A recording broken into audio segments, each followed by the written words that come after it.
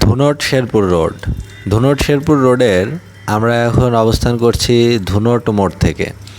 ধুনট মোড়ের আগে এখানে যে রণবীরবালা ঘাট রয়েছে, সেই রণবীরবালা ঘাট থেকে আমাদের যাত্রা শুরু হলো। এই ব্রিজটা, এই করতোয়া নদীর এই ব্রিজটা পার হলেই শেরপুর শহর।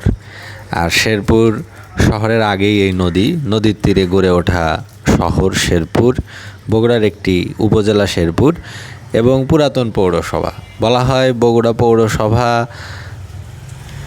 যেদিন ঘোষণা হলো তার আগের দিন শেরপুর পৌরসভা ঘোষণা হয়েছে, অর্থাৎ বয়সে শেরপুর পৌরসভা বগুড়া পৌরসভার চেয়ে একদিনের বড়। আর এখন তো বগুড়া আর পৌরসভা নেই, বগুড়া নতুন করে বগুড়া সিটি কর্পোরেশন ঘোষিত হয়েছে।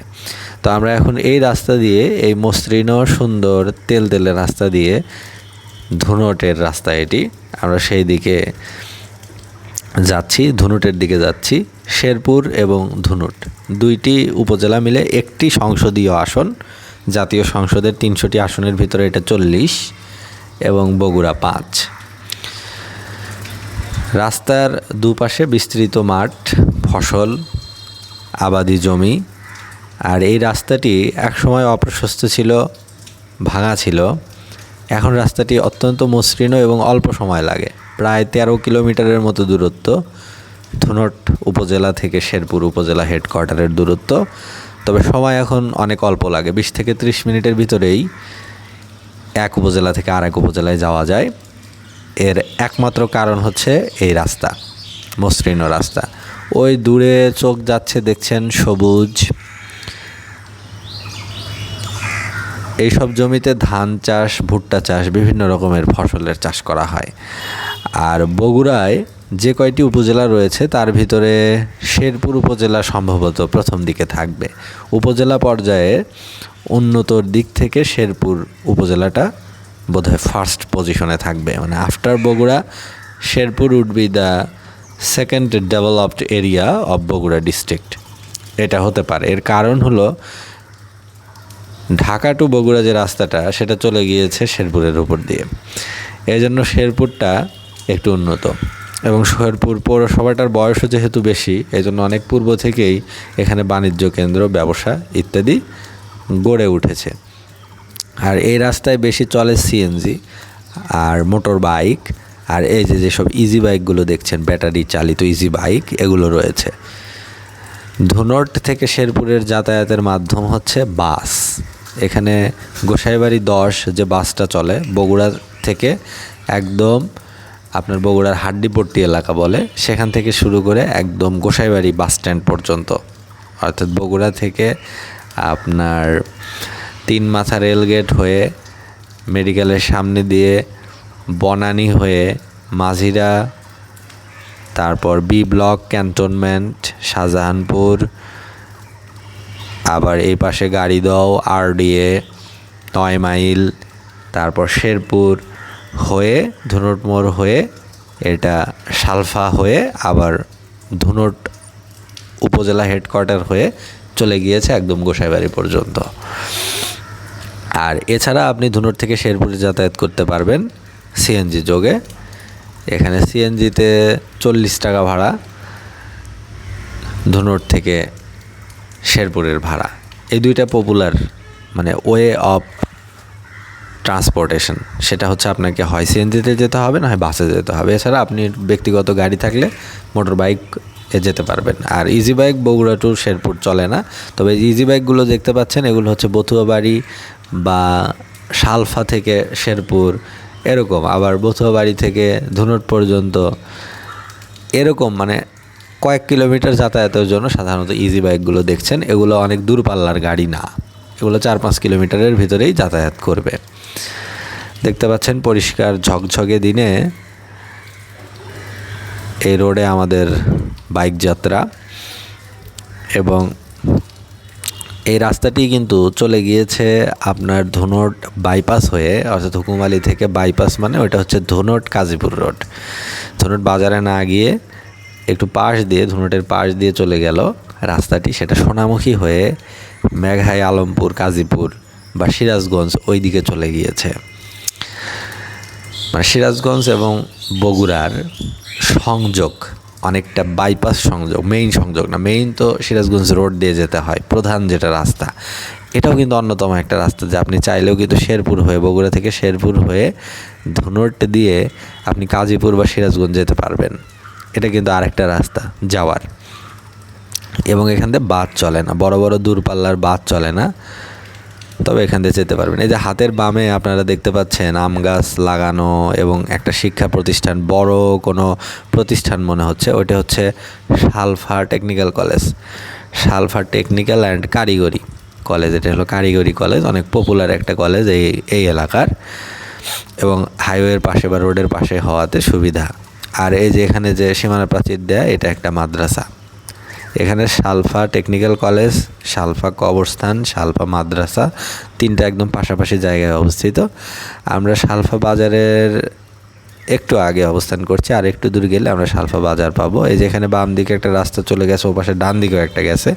এখানে যে হাতের বাম পাশে যে দোতলা একটি স্কুল দেখতে পাচ্ছেন, ওইটি সালফা প্রাইমারি স্কুল। আর এখানে একটা ব্রিজ পড়বে, এবং এই ব্রিজটার বাম পাশে ডান পাশে দুপাশেই অনেক ঘরবাড়ি রয়েছে, তবে এগুলো অনেক নিচু, মানে রাস্তা থেকে অনেক নিচু। এই যে এই পাশে 2 তলা একটা বিল্ডিং হলে রাস্তা সমান হয়, এরকম নিচু জায়গা। এখানে একটি ছোট্ট বাজার রয়েছে, এই যেখানে সবজি টবজি ইত্যাদি পাওয়া যায়, কাঁচা বাজারের দোকান রয়েছে এখানে। এটা সালফা বাজারই ধরে। এই যে সামনে আমরা সালফা, মানে এখানেও কিছু দোকানপাট রয়েছে।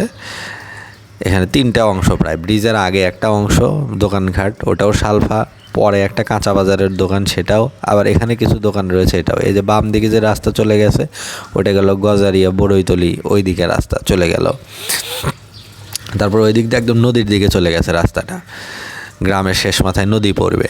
আর আমরা এখন যাচ্ছি, এখানে অনেকখানি ফাঁকা জায়গা আছে এবং সামনে একটা সুন্দর ব্রিজ আছে। এই ব্রিজটাকে বলা হয় বলগান্ধী ব্রিজ বা বলগান্ধী সেতু। হাতের ডানে ওখানে একটি মাদ্রাসা আছে, বড় মাদ্রাসা। এবং এক সময় এখানে লোহার ব্রিজ ছিল, অনেক সুদৃশ্য লোহার ব্রিজ ছিল, রাস্তার দুপাশে গাছ ছিল। রাস্তাটা যখন সরু ছিল, অনেক আগের কথা, 2 যুগ আগের কথা হবে, তখন রাস্তাটা অন্যরকম ছিল।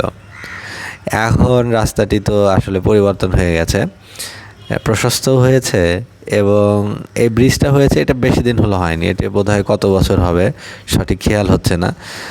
এই ব্রিজটা হয়েছে বলগান্ধী ব্রিজ, বলগান্ধী সেতু। তবে এখানে আগে লোহার ব্রিজ ছিল, লোহার ব্রিজটা অনেক সুদৃশ্য ছিল।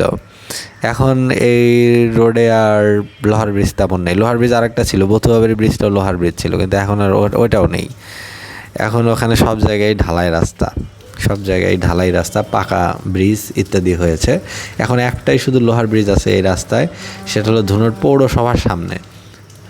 পৌরসভার সামনে ভরণশাহী চরপাড়া ওই জায়গায় অবস্থিত একটা লোহার ব্রিজ রয়েছে। ওইটাও বোধহয় একসময় থাকবে না, অতি দ্রুত হয়তো ওইটাও রিপ্লেস হবে, ওখানেও একটা রিবিল্ড হবে এরকম ব্রিজের, ঢালাই ব্রিজের। তো আমরা এখন যে জায়গাটাতে অবস্থান করছি, এই জায়গাটা অনেকটা পাথারের মতো, মানে অনেক কয়েক কিলোমিটার জুড়ে, 4-5 কিলোমিটার জুড়ে শুধু ফাঁকা আর ফাঁকা। দেখতে পাচ্ছেন আশেপাশে কিন্তু ঘরটর কিছু নেই, বাড়িঘর বা বাজার টাজার কিছু নেই। সালফা বাজার থেকে শুরু করে একদম এই পাশে বথুয়াবাড়ি বাজার পর্যন্ত, বথুয়াবাড়ি ফিলিং স্টেশন বা ফুয়েল স্টেশন পর্যন্ত, এই পর্যন্ত পুরোটাই প্রায় ফাঁকা। এখান থেকে একটু বসত বাড়ি রয়েছে, এখান থেকে দেখতে পাচ্ছেন হাতের বামে 2-1টা গোডাউন আছে, এবং এখানে বাড়িঘর রয়েছে। এখান থেকে একটু লোকালয় শুরু হলো, এই মোড় থেকে আর কি। এবং আমরা প্রায় শেরপুরের শেষ সীমানায় পৌঁছে গেছি, মানে ধুনট শেরপুর 2টি যেহেতু সীমান্তবর্তী উপজেলা, আমরা এখন শেরপুরের প্রায় শেষ দিকে এসছি। সামনে বথুয়াবাড়ি বাজার যে পাবো, বথুয়াবাড়ি বাজারে ওখানে একটি ব্রিজ রয়েছে, ওখানে একটি লোহার ব্রিজ ছিল, এখন তো সেটা ঢালাই ব্রিজ হয়েছে।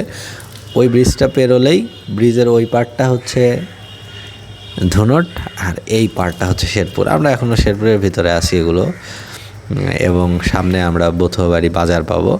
এবং বথুয়াবাড়ি এখানে পাওয়ার পূর্বেই হাতের ডানে এখানে একটি পড়বে ফুয়েল স্টেশন। এই রোডে, শেরপুর থেকে ধুনট রোডে ফুয়েল স্টেশন রয়েছে এই বথুয়াবাড়িতেই।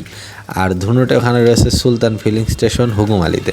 এই দুইটাই কিন্তু এই রোডে ধুনুট শেরপুরের যে 13 কিলোমিটার রাস্তা, এখানে 2টি ফুয়েল স্টেশন মানে পেট্রোল অকটেনের আপনি 2টা স্টেশন পাবেন। একটা হচ্ছে যে এই বাজারে, এই জায়গাটার বিপরীত পাশে এখানে একটি ফিলিং স্টেশন রয়েছে। যেহেতু ক্যামেরাটা শুধু এই সাইডটা বাম সাইডটা ক্যাপচার করেছে, ডান সাইডটা আপনারা দেখতে পাচ্ছেন না।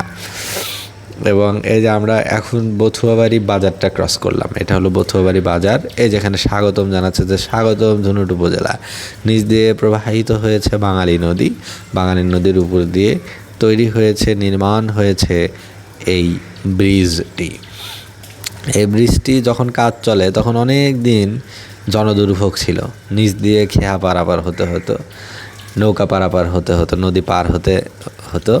তারপরে ব্রিজটা কয়েক বছর লাগে এটা হতে। এই যে বাসটা দেখতে পাচ্ছেন, এটা কিন্তু ধুনুটে যাচ্ছে। ধুনুট গোসাইবাড়ি চলে গিয়েছে, একদম গোসাইবাড়ি ধুনুটের শেষ মাথা। ওই পাশে গোসাইবাড়ি ভান্ডারবাড়ি, ওই পারে আর মানে স্থলভাগ নেই, ওই পাশে যমুনা নদী। এখন যমুনা নদী ভিতরে কিছু চর রয়েছে বগুড়ার, তারপরে আবার যমুনা নদী একদম শেষ করলে ওই পাশে আবার জামালপুর জেলা শুরু, অর্থাৎ ময়মনসিংহ বিভাগ শুরু। যমুনা নদীটা রাজশাহী বিভাগ এবং ময়মনসিংহ বিভাগকে বলতে পারি যুক্ত করেছে বা আলাদা করেছে, বিচ্ছিন্ন করেছে এরকম। তো আমরা এখন বথুয়াবাড়ি বাজারটা পেরিয়ে আমরা এখন যাচ্ছি ধুনুটের দিকে। এবং এই এলাকাটা এগুলো হচ্ছে ধরা হয় মাঠপাড়ার ভিতরে এগুলা। এবং সামনে আমরা একটু ছোট বাজার পাবো মাঠপাড়াতেই। তার ডান দিকে রাস্তা চলে গেছে পেচিবাড়ির দিকে, ওইটা পেচিবাড়ি জালশুকা ওই দিকে ভিতরের দিকে ধুনুটের দিকে চলে গিয়ে ধুনুট মানে গ্রাম, বিভিন্ন গ্রাম ট্রাম রয়েছে ওইদিকে। সদর ইউনিয়ন এবং চৌকিবাড়ি ইউনিয়নের বিভিন্ন গ্রাম সেগুলো রয়েছে।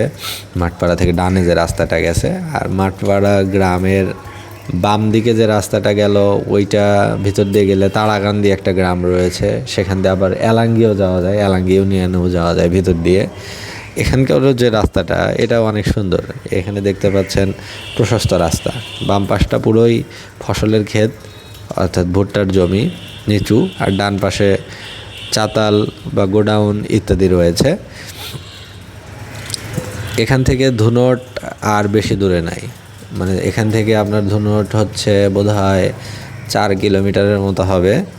তবে যোগাযোগ ভালো, রাস্তায় দাঁড়ালে বাস অ্যাভেলেবল, ফাঁকা সিএনজি পেলে সিএনজিতে যেতে পারবেন। ইজি বাইকগুলো তো রয়েছে, আর ব্যক্তিগত বাইক থাকলে কথাই নেই। মানে টানা রাস্তা, এখান থেকে আপনার ধরুন বাজারে যেতে 10 মিনিট সময় লাগবে, 10 মিনিটেরও কম সময় এরকম সময় লাগে। তো যাই হোক, আমরা অনেকটাই পথ পাড়ি দিলাম। আমরা যাত্রাপথ ধুনুট বাজার পাওয়ার আগেই শেষ করব। সামনে একটি সুন্দর ব্রিজ রয়েছে, আমরা সেখানেই থামবো। আমাদের যাত্রা শুরু হয়েছিল একটা ব্রিজ থেকে, শেরপুর পাওয়ার পূর্বে, শেরপুর বাজার পাওয়ার পূর্বে ওখানে যে ব্রিজটা ছিল করতোয়া নদীর উপরে তৈরি ব্রিজ, সেখান থেকে যাত্রা করে আমরা এখন সামনে এই মাঠপাড়া ব্রিজে গিয়ে থামবো। এই যে হাতের বামে যে রাস্তাটা গেল এটাই চলে গেল তারাকান্দির দিকে। এই যে এখানে একটা ব্রিজ, হাতের ডান পাশটা আপনি দেখতে পাচ্ছেন না, ওখানে মাঠপাড়া বালিকা বিদ্যালয়, মাঠপাড়া গভর্নমেন্ট প্রাইমারি স্কুল, এই দুইটা রয়েছে। আর এখানে একটি সুন্দর সুদৃশ্য ব্রিজ রয়েছে, যে এই ব্রিজটা, এটা হলো মাঠপাড়া ব্রিজ। তো আমরা একটা ব্রিজ থেকে যাত্রা শুরু করে আর একটা ব্রিজ পর্যন্ত আসলাম। এখান থেকে ধুনুট বাজার আর বেশি দূরে নয়, তবে আমরা যাত্রাটা এখানেই শেষ করছি। ধন্যবাদ সবাইকে।